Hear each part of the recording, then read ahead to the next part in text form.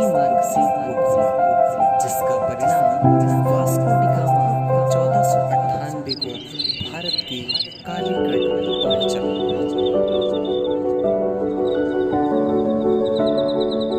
नमस्कार दोस्तों, मैं हूं श्रेयस शुक्ला। स्वागत है आपका हमारे YouTube चैनल स्टडी विद श्रेयसर में।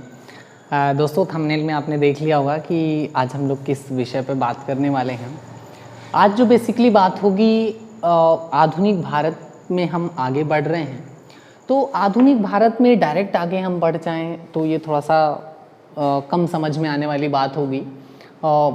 लाइट वे पे अगर हम देखें तो आप किसी से पूछेंगे आधुनिक भारत की शुरुआत कब होती, तो हो सकता है आपको वो कांस्टेंट ईयर बता देगा, है ना। लेकिन आज हम लोग कुछ परिवर्तनों पे बात करेंगे, कुछ ऐसे चेंजमेंट, कुछ ऐसे फीचर्स दिखते हैं जब हमें ये पता चलता है कि किसी देश के इतिहास में मध्यकाल चल रहा है कि आधुनिक काल चल रहा है कि ये पूर्व काल है ना। तो आज हम लोग इन विषयों पे बात करेंगे थोड़ी थोड़ी सी। मेन जो आज हम लोगों का टॉपिक होगा वो ये होगा कि यूरोपियों का भारत में आगमन, है ना। कैसे कैसे चीज़ें हुई, क्या हुई, और फिर ऐसा तो नहीं है अचानक से किसी के माइंड पे रात में उसने सपना देखा होगा कि भारत चलना है और अगले दिन सुबह वास्को डी गामा चला आया होगा और भारत पहुंच गया होगा, है ना। तो कुछ बैकग्राउंड में चीज़ें रही होंगी, उन सभी को वन बाय वन हम स्टेप बाय स्टेप पढ़ते चलेंगे। उसके बाद कैसे जो पुर्तगाली थे, जो यूरोपीय थे, वो भारत में आए और आने के बाद कौन कौन सी पॉलिसी लगाई, क्या क्या चीज़ें बनाई, उन सभी विषयों पे हम लोग बिंदुवार आज चर्चा करेंगे, है ना।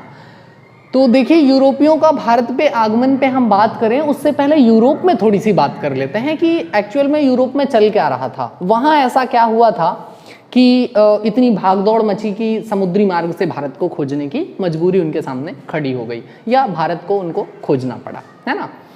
तो देखिए, होता क्या है कि यहाँ पे आप मैप देख रहे होंगे, इसे ये वाला हिस्सा आप कह सकते हैं ये पूर्व रोमन साम्राज्य का हिस्सा है। पूर्व रोमन साम्राज्य की अगर हम बात करें तो 3री शताब्दी के आसपास, अर्थात जब 300 ईस्वी का टाइम चल रहा था, 3री शताब्दी के आसपास ये जो आपका रोमन साम्राज्य था लगभग 2 हिस्सों में ये बटा हुआ था, है ना। 2 हिस्सों में बट गया और वो 2 हिस्से किस रूप में विकसित हुए, तो जो पहला हिस्सा था वो बना पूर्वी रोमन साम्राज्य,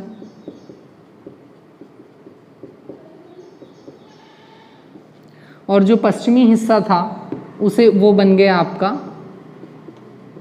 पश्चिमी रोमन साम्राज्य। ये जो पूर्वी रोमन साम्राज्य था, इसकी राजधानी अगर आप देखें तो एक आपको वर्ड मिलेगा कॉन्स्टेंटिनोपल, जिसे हिंदी में कुस्तुनतुनिया कहते हैं, है ना। कॉन्स्टेंटिनोपल ये आपकी पूर्वी रोमन साम्राज्य की राजधानी थी। पश्चिमी रोमन साम्राज्य की राजधानी की अगर हम बात करें तो वो थी आपकी रोम, है ना। ये विभाजन हुआ पूर्वी रोमन साम्राज्य और पश्चिमी रोमन साम्राज्य में।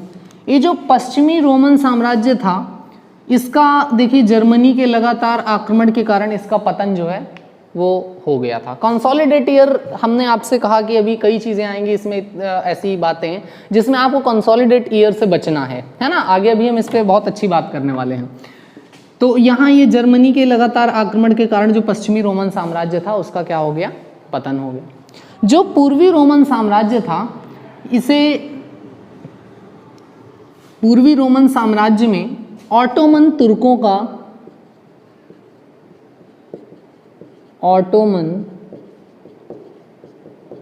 का कब्जा हो गया यहाँ पे। ये कब हुआ, तो ये 1453 वर्ष कभी आपसे पूछा जाएगा तो 1453, है ना। अगर आपसे कोई कहे कि विश्व इतिहास में कुछ 10 पॉइंट बताइए, तो उनमें से एक पॉइंट आप बता सकते हैं। कोई 10 पॉइंट बताना है तो आप जान सकते हैं कि हम टॉप मोस्ट 10 ही बताते हैं, है ना। तो उस टॉप मोस्ट 10 पॉइंट में से एक पॉइंट ये होगा कि 1453 में जो आपका पूर्वी रोमन साम्राज्य का हिस्सा था, यहाँ पे ऑटोमन तुर्कों का क्या हो गया, कब्जा हो गया, है ना। ऑटोमन तुर्कों का जो है वो आपका यहाँ पे कब्जा हो गया। अब देखिए, ये जो आपका पूर्वी रोमन साम्राज्य था, इसको दूसरे नाम से भी जाना जाता था, है ना, बाइजेंटाइन अंपायर। इसी को आपको कहीं कहीं लिखा मिलेगा बाइजेंटाइन अंपायर। तो ये जो बाइजेंटाइन अंपायर था, इनका यहाँ पे कब्जा हो गया किसका? ऑटोमन तुर्कों का। ये बात है 1453 की। ये टर्निंग पॉइंट था यूरोप के इतिहास में, रोमन साम्राज्य के इतिहास में, जहाँ से पूरे रोमन का इतिहास भूगोल सब बदलता चला गया, है ना। उसी का परिणाम निकला कि वहाँ के जो व्यापारी वर्ग थे वो भारत की ओर आकर्षित हुए, और स्थल मार्ग से नहीं बल्कि जल मार्ग से। तो देखिए जरा, ये जो ऑटोमन तुर्क आए तो इन्होंने क्या किया कि जो नीति नियम थे अब वो पूरी तरह से कैसे चलाने शुरू कर दिए? अपने चलाने शुरू कर दिए, है ना। जो भी नीति नियम पहले से चल रहे थे वो हट गए और नए नीति नियम ला दिए, जिसका परिणाम ये निकला कि जो बुद्धिजीवी तबका था, अर्थात दार्शनिक हो गया, चित्रकार हो गया, बड़ा व्यवसायी वर्ग हो गया, जो बड़े बुद्धिजीवी लोग थे, उन सभी ने पूर्वी रोमन साम्राज्य से पलायन कर दिया। और पूर्वी रोमन साम्राज्य से पलायन करके वो कहाँ आ गए? पश्चिमी रोमन साम्राज्य में, है ना। अभी देखिए हम सिर्फ बैकग्राउंड बता रहे हैं कि यूरोपीय भारत में क्यों आए थे, है ना। तो बहुत ज़्यादा डीप कॉन्सेप्ट पे नहीं जाएंगे। तो यहाँ से जो बुद्धिजीवी तबका था, जो बुद्धिजीवी लोग थे, उन सभी ने यहाँ से पलायन किया, और पलायन करके कहाँ आ गए? तो वो आ गए पश्चिमी रोमन साम्राज्य में। अब पश्चिमी रोमन साम्राज्य क्या हुआ? बुद्धिजीविता के दृष्टिकोण से अधिक समृद्ध हो गया, अर्थात जितने दार्शनिक थे, जितने अच्छे लोग थे, चित्रकार थे, मतलब समाज का जो भी एक्टिव लेयर था वो सभी कहाँ इकट्ठा हो गया? पश्चिमी रोमन साम्राज्य में। अब देखिए पश्चिमी रोमन साम्राज्य में जब ये हिस्सा इकट्ठा हो जाएगा तो वहाँ होगा क्या, है ना। ये इतिहास का टर्निंग पॉइंट है, ये यूरोप का टर्निंग पॉइंट है ना। लेकिन उससे पहले कुछ चीजें और देखते हैं। बाइजेंटाइन अंपायर में तुर्कों का जब कब्जा हुआ, ऑटोमन तुर्कों का, उसके कुछ परिणाम निकले। परिणाम ये निकले कि ये आपका पूर्वी रोमन साम्राज्य, ये आपका पश्चिमी रोमन साम्राज्य। तो जो पूर्वी रोमन साम्राज्य था उसको पश्चिमी रोमन साम्राज्य को पूर्वी रोमन साम्राज्य के रास्ते जाके व्यवसाय करने में क्या आने लगी? कठिनाई आने लगी। जब कठिनाई आने लगी तो ये क्या खोजने लगे? ये वैकल्पिक रास्ता खोजने लगे, है ना। अब देखिए आप कह सकते हैं कि ये एक प्रकार से क्या बने? कारण बने। यूरोपियों के भारत में आगमन के ये एक प्रकार से क्या बने? कारण बने, है ना। कि भाई यूरोपीय भारत क्यों आए, तो उनका उसमें से अगर एक महत्वपूर्ण कारण आप चाहें तो ये भी लिख सकते हैं कि ऑटोमन तुर्कों का जो आक्रमण था वो कहाँ हो गया था?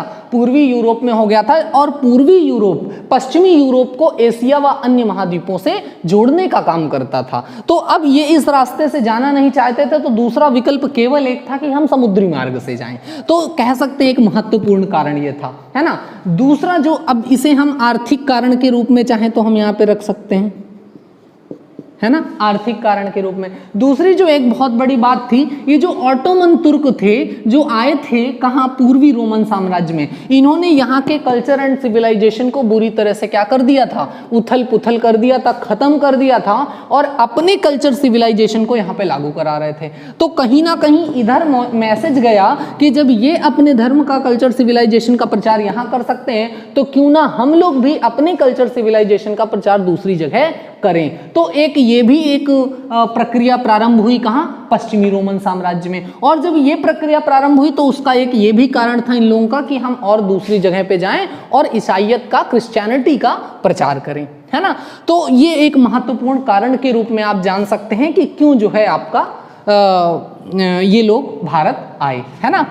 अब देखिए जरा, हमने आपको बताया कि जितना बुद्धिजीवी तबका है वो सभी आके एकत्रित हो गया है कहाँ? पश्चिमी रोमन साम्राज्य में। कहीं भी जब बुद्धिजीवी लोग आएंगे, जब वो एक जगह इकट्ठा होंगे, तो वहाँ पे जो आपका कल्चर एंड सिविलाइजेशन होगा, जो रीति रिवाज होंगी, जो परंपराएं होंगी, उन पे प्रश्न उठेंगे, उन पे प्रश्न उठेंगे।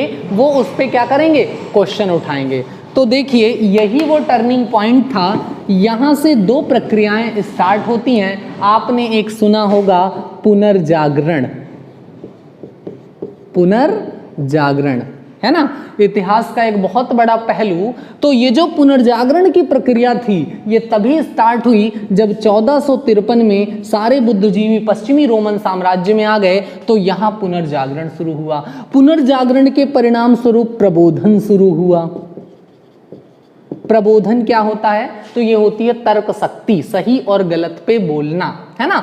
तो प्रबोधन की प्रक्रिया शुरू हुई। ये प्रबोधन की प्रक्रिया का परिणाम क्या निकला कि जो ईसाईयत थी, ईसाईयत जो थी, जो क्रिश्चियनिटी थी, इसके दो पार्ट हो गए। क्रिश्चियनिटी, जो क्रिश्चियनों की दो शाखाएं हो गई। कौन सी दो शाखाएं हो गई? तो देखिए, एक जो शाखा थी जो मूल को मानती थी, अर्थात जो इनकी क्रिश्चियनिटी की मूल अवधारणाएं थी, इनको इन्होंने एज इट इज जो है मान्यता दे रखी, अर्थात मूल अवधारणा को मानने वाले, अवधारणा को मानने वाले। एक तो ये तबका तैयार हुआ। जो लोग इस श्रेणी में आते थे उन्हें क्या कहा गया? उन्हें कहा गया कैथोलिक, उन्हें कहा गया कैथोलिक। और जो इसके अगेंस्ट थे, अर्थात वो बुद्धिजीवी लोग जिन्होंने प्रबोधन की प्रक्रिया से इनकी कुछ मान्यताओं को खारिज कर दिया। आपको जान के ताजुब होगा कि जब तक साइंटिस्ट ने नहीं बताया तब तक ईसाईयत, क्रिश्चियनिटी यही मानती थी कि सूर्य पृथ्वी का परिक्रमा करता है। जब पहली बार वैज्ञानिकों ने बताया तो इन लोगों ने उनका विरोध किया, उनको अपने समाज से बाहर किया। लेकिन जब फाइनली प्रूफ हो गया तो इनको भी मानना पड़ा कि हाँ भाई, सूर्य पृथ्वी का चक्कर नहीं लगाता, पृथ्वी सूर्य का चक्कर लगाती है। तो ऐसी कुछ अवधारणाएं थी जिनमें कुछ खामियां थी। तो इसको प्रबोधन वाले व्यक्तियों ने, जो प्रबोधन की प्रक्रिया में सक्रिय हो गए थे, जो रिफ्लेक्ट कर रहे थे चीजों को, तो उनका एक अलग ग्रुप बन गया। अर्थात जो मूल अवधारणा को नहीं मानते थे, तो ये ना मानने वाले थे, ना मानने वाले। और इन्होंने क्या किया? प्रोटेस्ट किया। क्या कर दिया? प्रोटेस्ट कर दिया। तो जब प्रोटेस्ट किया तो इनको कहा गया प्रोटेस्टेंट, प्रोटेस्टेंट। तो यहां से क्रिश्चियनिटी जो थी, जो ईसाईयत थी, जो ईसाई धर्म था, उसके क्या हो गए? दो भाग हो गए। एक तो हो गया कैथोलिक जो मूल अवधारणाओं पर आधारित था, और एक बन गया प्रोटेस्टेंट जो तर्क शक्ति थी, जिन्होंने उन अवधारणाओं को खारिज किया जो तर्कसंगत नहीं थी। तो ये एक बहुत बड़ा परिवर्तन अपने आप में आया, है ना। ये पुनर्जागरण की प्रक्रिया का ही एक भाग है। और पुनर्जागरण की प्रक्रिया का एक भाग ये था कि देखिए यहाँ पे कुछ पॉइंट वाइज हम बता देते हैं क्या क्या चीजें पुनर्जागरण में आती हैं। तो देखिए, एक सबसे पहले तो सामाजिक उत्थान होता है। सामाजिक उत्थान बोले तो कुछ ऐसी कुप्रथाएं जो हमारे समाज में प्रचलित थी लेकिन वो न्याय संगत, तर्क संगत नहीं थी, उनके विरुद्ध खड़े होना और उनको समाप्त किया जाना, ये सामाजिक उत्थान की प्रक्रिया का जो है प्राथमिक कदम होता है। दूसरा जो था, इन्होंने क्या किया? आर्थिक विस्तारीकरण की नीति सूझी इनको, आर्थिक विस्तारीकरण। अब आर्थिक विस्तारीकरण कब होगा? 10 लाख की नोट और छाप दें उससे होगा? नहीं। अपने बिजनेस एरिया को बढ़ाना, अर्थात अपने बिजनेस को, नेशनल बिजनेस को इंटरनेशनल बिजनेस बनाना। अब पूर्व की ओर से जा नहीं सकते थे तो समुद्री मार्ग, है ना। समुद्री मार्ग का परिणाम ये निकला, आर्थिक विस्तारीकरण का परिणाम ये निकला कि एक युग प्रारंभ हुआ जिसे कहते हैं भौगोलिक खोजों का युग। भौगोलिक खोजों का युग। एक युग प्रारंभ हो गया, किसका? भौगोलिक खोजों का युग। जब ये भौगोलिक खोजों का युग प्रारंभ हो गया, पुनर्जागरण प्रारंभ हो गया, प्रबोधन प्रारंभ हो गया, सामाजिक उत्थान, आर्थिक विस्तारीकरण प्रारंभ हो गया, यहां से प्रारंभ होता है आधुनिक यूरोप। आधुनिक भारत नहीं, क्या प्रारंभ हो रहा है? आधुनिक यूरोप, है ना। आइए अब थोड़ी सी चर्चा कर लेते हैं, फिर उसके बाद चलेंगे अपने टॉपिक पे। चलिए, तो देखिए जो इतिहास है, इतिहास है, इसको मुख्य रूप से 3 भागों में जो है बांट लिया जाता है ना। हम क्या बांट लेते हैं? तो एक भाग को हम कह लेते हैं प्राचीन इतिहास, और दूसरे भाग को हम कह लेते हैं मध्यकालीन इतिहास, और तीसरे भाग को हम कह लेते हैं क्या? आधुनिक इतिहास, है ना। प्रमुख रूप से इन्हीं 3 भागों में हम लोग अपने इतिहास को बांटते हैं।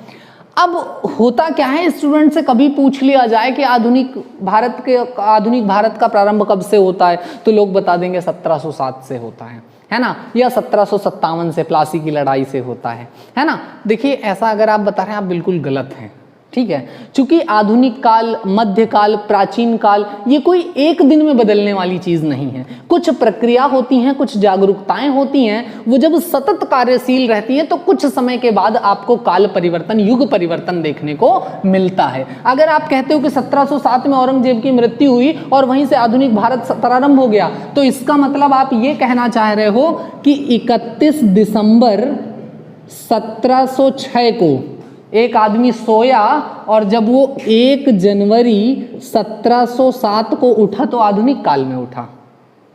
तो हमें लगता है ये चीजें थोड़ा सा गलत होंगी, तो कभी भी इनका कॉन्सोलिडेट आंसर आप नहीं दे सकते। लेकिन अगर इन कालों को बांटना है तो आप कुछ इनके फीचर्स देख सकते हो, कुछ विशेषताएं होती हैं जिनके आधार पे आप कह सकते हैं कि अब आधुनिक काल प्रारंभ होगा, है ना। जैसे भारत के मार्टिन लूथर की संज्ञा, जो प्रोटेस्टेंट थे, अभी हमने आपको बताया क्रिश्चियनिटी की 2 शाखाएं हुई, एक कैथोलिक और प्रोटेस्टेंट। तो जो प्रोटेस्टेंट के जो नेता थे वो मार्टिन लूथर थे, है ना, कभी पूछा जा सकता है आपसे, तो ये चीज़ ध्यान रखिएगा। मार्टिन लूथर, बहुत बड़ा योगदान है उनका, जब वर्ल्ड हिस्ट्री का टॉपिक आता है तो वहाँ पे पढ़ेंगे हम लोग, है ना।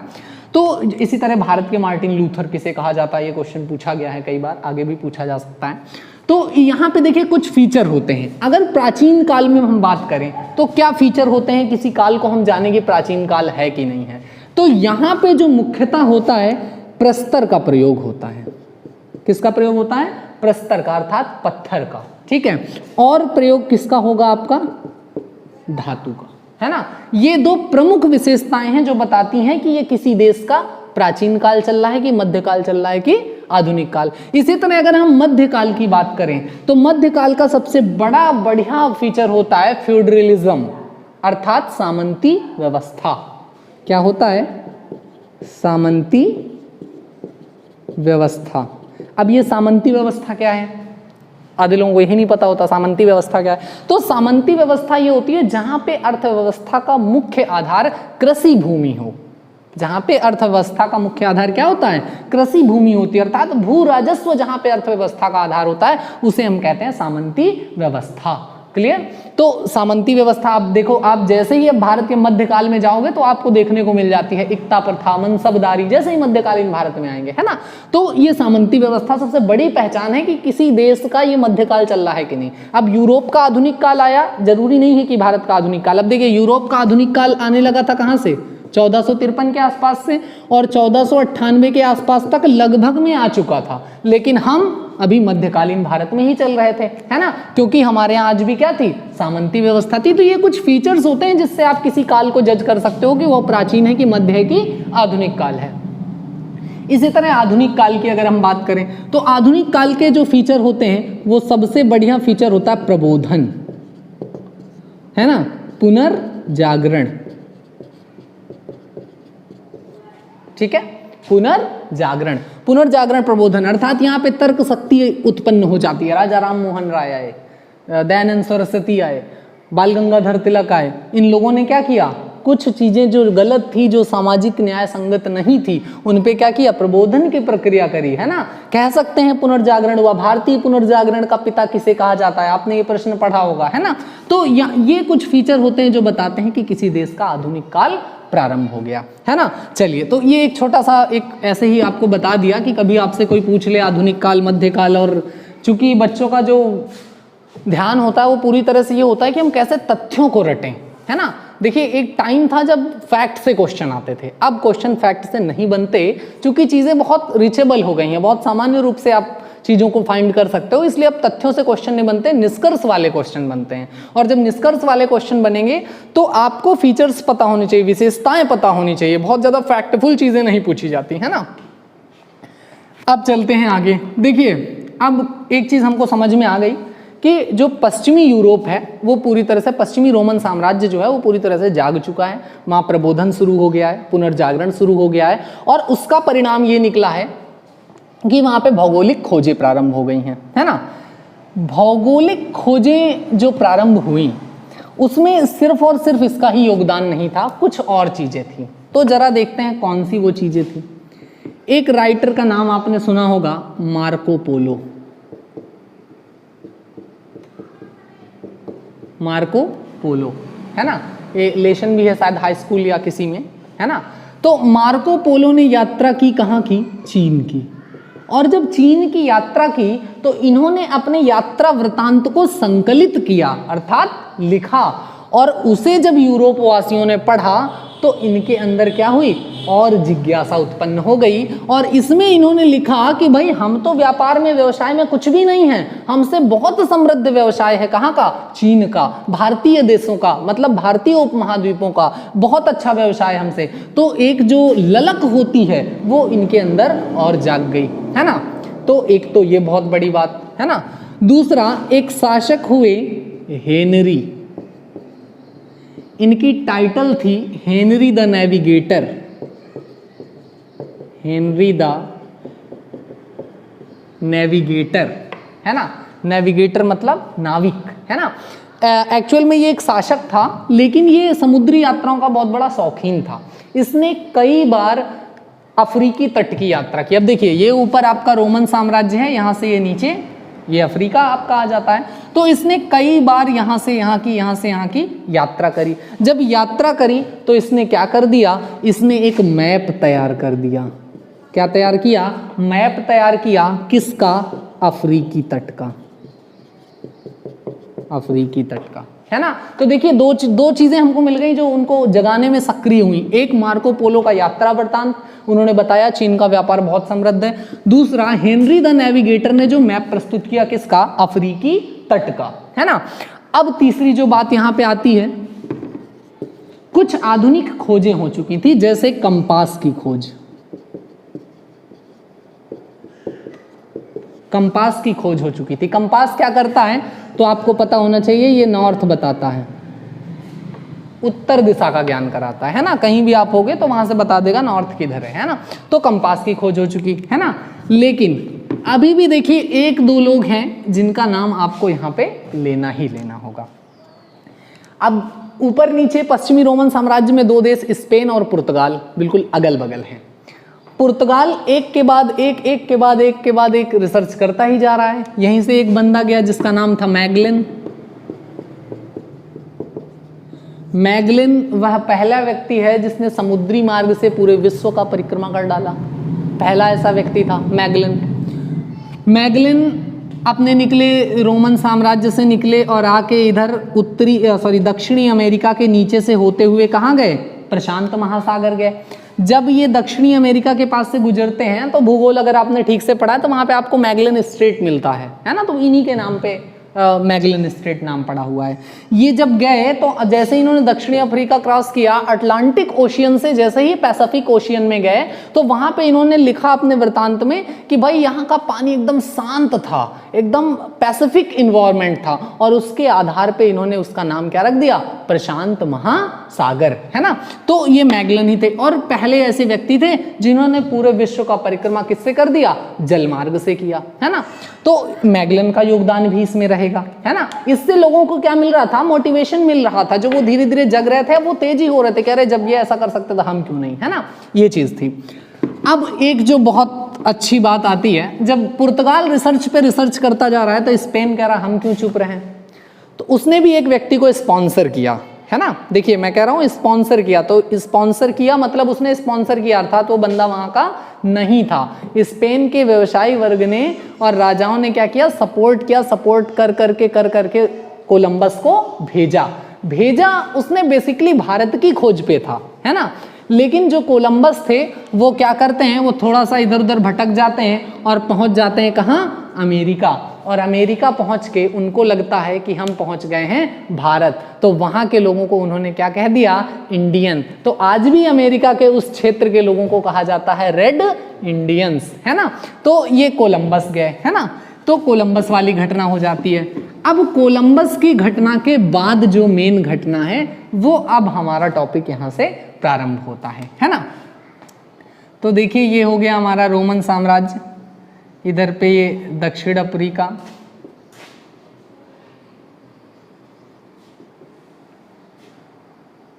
और इधर आ जाएं तो ये आपका भारत वाला क्षेत्र है ना। यहाँ से वास्को डिगामा निकलता है अपने समुद्री बेड़े के साथ, और वो आता है केप ऑफ गुड होप। यहाँ पे एक जगह पड़ती है केप ऑफ गुड होप, है ना। केप ऑफ गुड होप में उसकी मुलाकात एक बंदे से होती है जिसका नाम था इब्न मजीद। कहीं कहीं पे इसी को इब्न मुनीद भी लिखा हुआ है, कंफ्यूज होने की ज़रूरत नहीं है। पुर्तगाल से निकला, दक्षिण अफ्रीका के केप ऑफ गुड होप पहुंचा, यहाँ पे एक बंदा मिला इब्न मजीद, जो बेसिकली कहाँ का था, तो वो बेसिकली था आपका गुजरात वाले एरिया का, है ना। इब्न मजीद भी किसके खेमे में शामिल हो गया, वास्को डी गामा के खेमे में। और वास्को डी गामा फाइनली कहाँ पहुँच गया, 1498 ईस्वी को कहाँ पहुँच गया, कालीकट बंदरगाह पहुँच गया। कालीकट बंदरगाह, कालीकट बंदरगाह, उस समय वहाँ पे एक शासक था जो शासन कर रहा था, उसकी पैतृक उपाधि थी जमूरियन। कई बार आपसे कह दिया जाता है कि उसका नाम था, ये नाम नहीं था, ये उसकी पैतृक उपाधि थी। जमूरिन या जमूरियन, अलग अलग नाम आपको लिखा मिलेगा, है ना। तो जमूरियन या जमूरिन जो था वो यहाँ का शासक था, उसने जो है यहाँ पे इनका खूब स्वागत सत्कार किया, और स्वागत सत्कार के पश्चात इनको भेजा मार्केट में घूमने के लिए। तो इन्होंने खूब सारा गरम मसाला, खूब तेज पत्ता और ये वो सब कुछ खरीदा। खरीदने के बाद ये वापस गए, अपने देश को लौटे, और जब ये अपने देश लौटे तो इन्होंने जो यहाँ से तेज पत्ता, मसाला और सारी चीज़ें खरीदी थी, इन सबको अपने देश में बेचा। और बेचने के बाद इन्होंने पाया कि समस्त खर्चे निकालने के बाद, जितना समुद्री यात्रा में इनका व्यय हुआ था, उन सभी को निकालने के बाद इन्होंने 60 गुना प्रॉफिट कमाया। आप समझ सकते हैं, 60 गुना प्रॉफिट कमाया। इट मीन्स आप जान लीजिए कि भारत को सोने की चिड़िया क्यों कहा गया। अर्थात यहाँ से आप एक पत्ता भी तोड़ के ले जाओगे तो वो भी 60-70 गुना में आप बेच सकते थे। समुद्री यात्री का खर्चा ना निकला होता तो शायद वो और कॉस्टली होता, है ना। लेकिन सारे एक्सपेंसेस लेस करने के बाद उसको प्रॉफिट कितने का हुआ, 60 गुना का प्रॉफिट हुआ। और ये एक घटना अपने आप में पर्याप्त थी यूरोपीय व्यापारियों को, यूरोपियों को भारत में आकर्षित करने के लिए। और यहाँ से शुरुआत होती है यूरोपियों का भारत में आगमन का क्रम, है ना। तो मुख्य रूप से 3 गवर्नर जनरल हैं उनके, जो इनको हमें यहाँ पे देखना होगा और उनके प्रमुख कार्यों को देखना होगा, है ना। तो अभी हम लोग चलते हैं 1 बाय 1, कौन कौन से गवर्नर हुए, कितने समय तक रहे, और प्रमुख रूप से उन्होंने क्या क्या काम किए। देखिए मैं फिर एक बार बोल रहा हूँ, डेट पे बहुत ज़्यादा आप ध्यान ना दीजिए। होता क्या है, अभी मैं आपको बता दूं कि वास्को डी गामा शनिवार के दिन शाम को 5:46 पे 36 पे उतरा, तो अभी आपको लगेगा बहुत इंपॉर्टेंट चीज़ है भाई, तुरंत छाप लेते हैं, है ना। ऐसा बिल्कुल नहीं है, है ना। चलिए तो देखिए यहाँ पे हम देखेंगे जरा 3 यूरोपीय जो गवर्नर आए थे जो भारत में रहे। सबसे पहला नाम आपको याद रखना है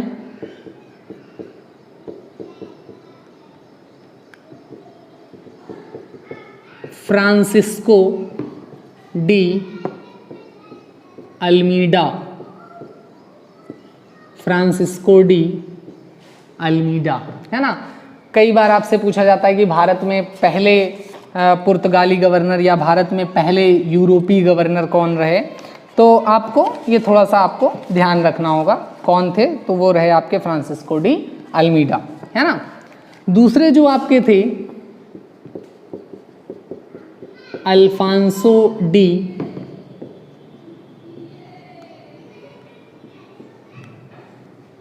अल्बुकर्क, और तीसरे जो आपके थे नीनो डी कान्हू, है ना।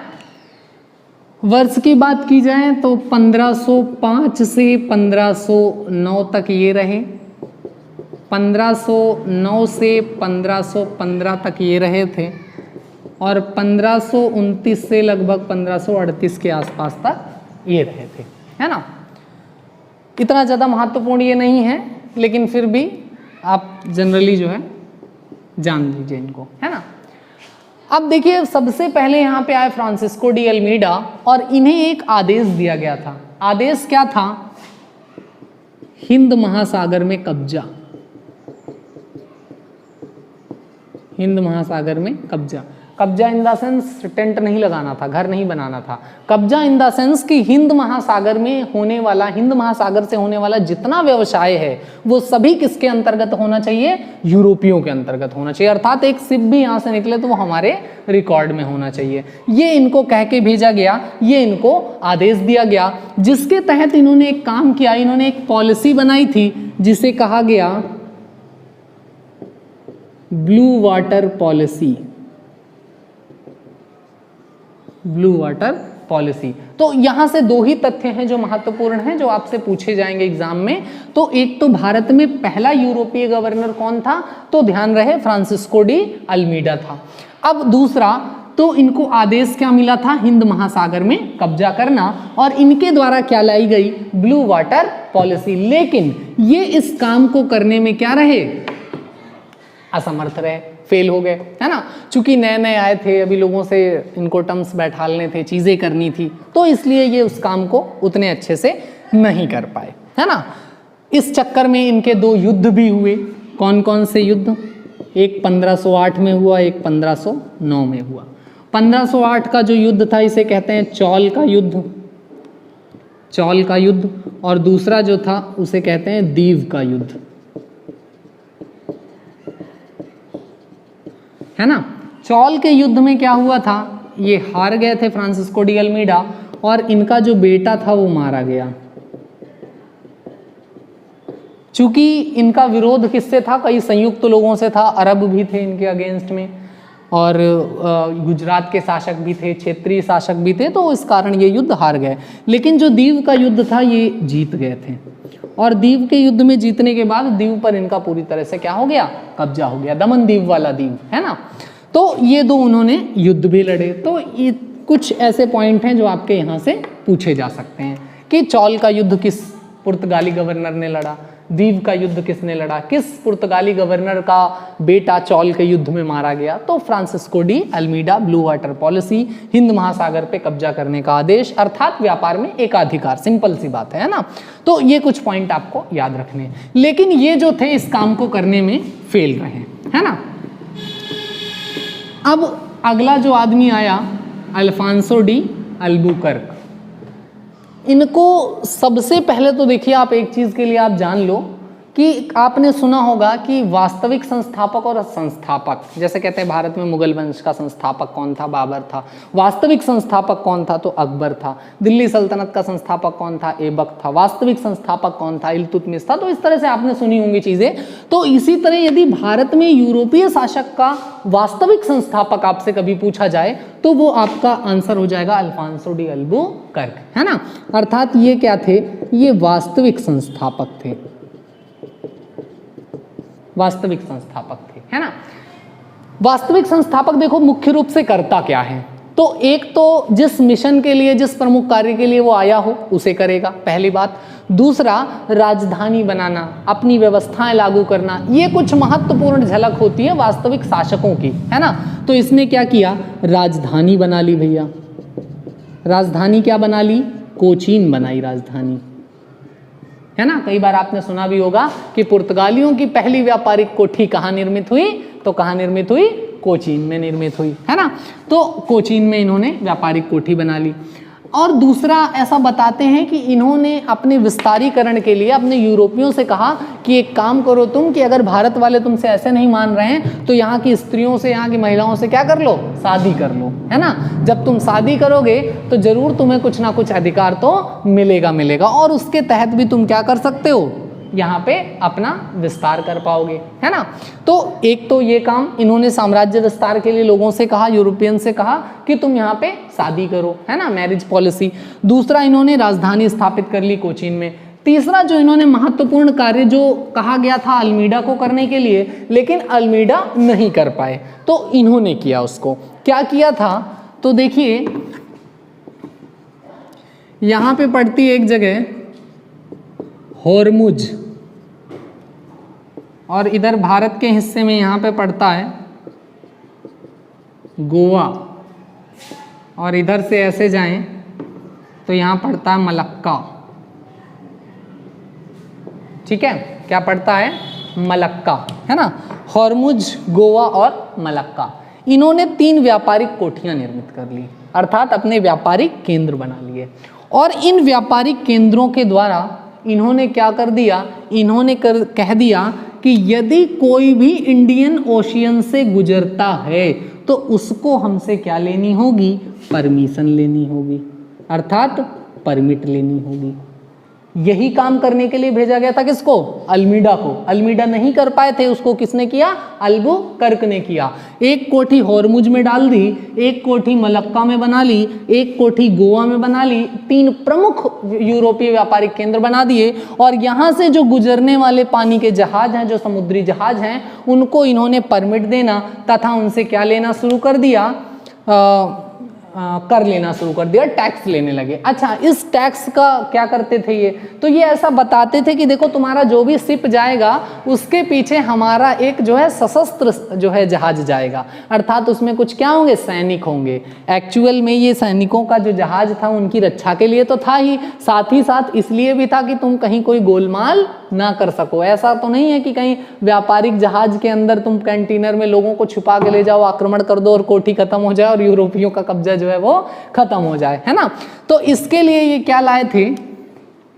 एक सिस्टम लाए थे, ये आर्मेडा कॉर्टेज कैफिले सिस्टम। आर्मेडा कॉर्टेज कैफिले सिस्टम। और इसी सिस्टम के द्वारा इन्होंने क्या कर दिया? तो इन्होंने किया कि भैया आपको यहाँ से निकलना है तो परमिशन लेनी होगी। आपको बता दें कि अकबर वगैरह भी इनसे परमिशन लेते थे। हाँ, वो अलग बात है कि उनकी जो शुल्क होती थी वो बहुत ही नॉमिनल होती थी, लेकिन ये परमिट लेना कंपलसरी हो गया था, है ना। तो आप इनसे परमिट लेंगे और साथ ही साथ उसके साथ साथ क्या होगा? तो हमारे जो सैनिक जहाज हैं वो आपके इनके साथ चलेंगे, है ना। तो इनके लिए महत्वपूर्ण बात ये इतनी थी। अब आगे की अगर हम बात करें,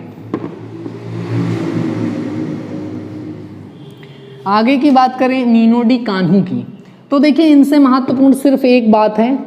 एक तो अंतिम गवर्नर थे, ये तो महत्वपूर्ण नहीं हो सकता है, तो ऐसे ही पूछ लेगा, आप बता देंगे।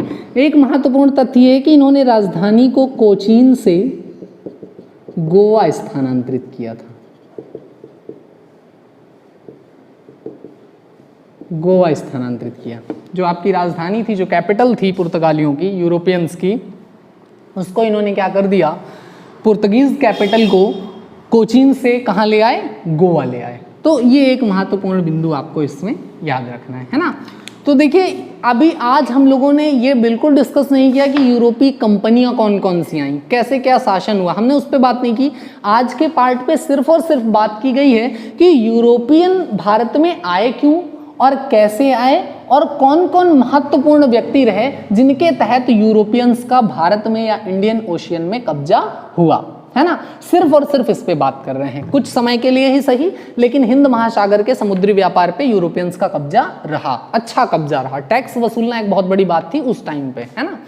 तो ये चीज आज हम लोगों ने आज के पार्ट पे देखी। नेक्स्ट पार्ट में हम देखेंगे कि यूरोपीय कंपनियां भारत में आई तो किन क्षेत्रों में महत्वपूर्ण कार्य विस्तार हुआ, मतलब क्या क्या बिजनेस किया उन कंपनीज ने, और इसके साथ ही साथ उनका शासन विस्तार क्या रहा, उसका पतन कैसे हुआ, कैसे यूरोपियन से कौन कौन से क्षेत्र खाली कराए गए। जम्मू कश्मीर के पार्ट में साथ हमने थोड़ी सी चर्चा करी है इस विषय पे, है ना। तो उसको इसके सेकंड पार्ट में हम लोग विस्तृत बात करेंगे, है ना।